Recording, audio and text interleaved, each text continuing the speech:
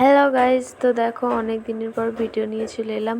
তো আমি এই প্রথম নতুন ভিডিও বানাচ্ছি, তোমরা একটু আমার পাশে থাকবে।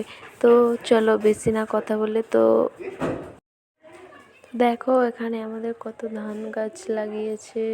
তো এবারে বন্যার কারণে অনেকই নষ্ট হয়ে গেছে, তো তবুও এইগুলো আছে। তো ওই দূরের মাঠের দিকে সব ধান নষ্ট হয়ে গেছে, তো এখানেও কিছু কিছু নষ্ট হয়ে গেছে। তো দেখো, আর ওখানে ধোঁয়া উঠছে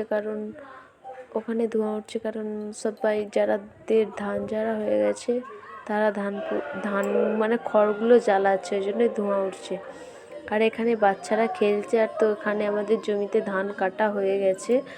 আর এখানে দেখো বাছুর, আর ওর মাটাকেও দেখাবো। আর এখানে আমাদের গাছে একটা লেবু হয়েছে, আর এখানে অনেক প্যাকাটি শুকনো করতে দেওয়া হচ্ছে।